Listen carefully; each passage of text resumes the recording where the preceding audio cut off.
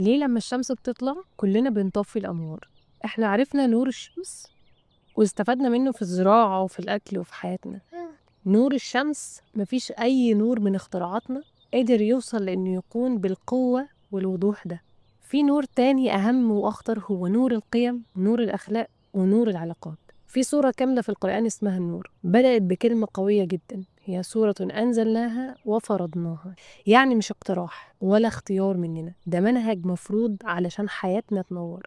ليه رغم إن معانا شهادات وعلم وتكنولوجيا في بيوت بتنهار ولسه في قلوب ضايعة، وفي علاقات مليانة شك وخوف؟ وده ببساطة لأن احنا استبدلنا نور ربنا القوي بنور المصابيح الضعيفة بتاعتنا. استخدمنا النور الحسي اللي هو نور الشمس، وسيبنا النور المعنوي اللي ربنا عاوز ينور بيه حياتنا وقلوبنا من جوه. نور البشر بيطفي بس نور ربنا ما بيغيبش. عشان كده سورة النور مش بس آيات بنقرأها، دي حماية للمجتمع، منهج كامل، حماية للبنت اللي في العشرينات اللي وسط ضغط السوشيال ميديا والاختلاط، حماية للأم اللي خايفة على أولادها، حماية للشباب اللي بيجاهدوا نفسهم كل يوم. في ناس بتخاف تتعرف على المعاني وعلى القرآن، وخصوصا الآيات اللي فيها أحكام تأنف ضميرها أو تخليها تبطل الحاجات اللي هي بتعملها أو اللي هي فاكرة إن هي مرتاحة وهي بتعملها. صدقوني أي ضياع في حياتنا وأي ضلمة فعلا سببها إحنا، وسببها إن إحنا معتمدين على النور الصناعي، النور الضعيف، على عكس نور الشمس اللي ربنا جاي لنا بيه.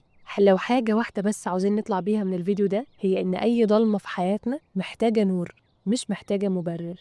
دي بداية رحلتنا، هنعيش مع صورة النور تفسير بسيط من تفسير الشعراوي بس مربوط بحياتنا. لو نفسنا نعيش الصورة مش بس إن احنا نقرأها، اشتركوا في القناة وتابعوا السلسلة اللي جاية، وبلاش توقفوا إن النور يدخل حياتكم وينورها زي ما الشمس بتطلع كل يوم تنور الدنيا. أنا يا ويدي هستناكم بكرة نتكلم عن أخطر حاجة بدأت بيها الصورة وليه ربنا بدأ بيها تحديدا.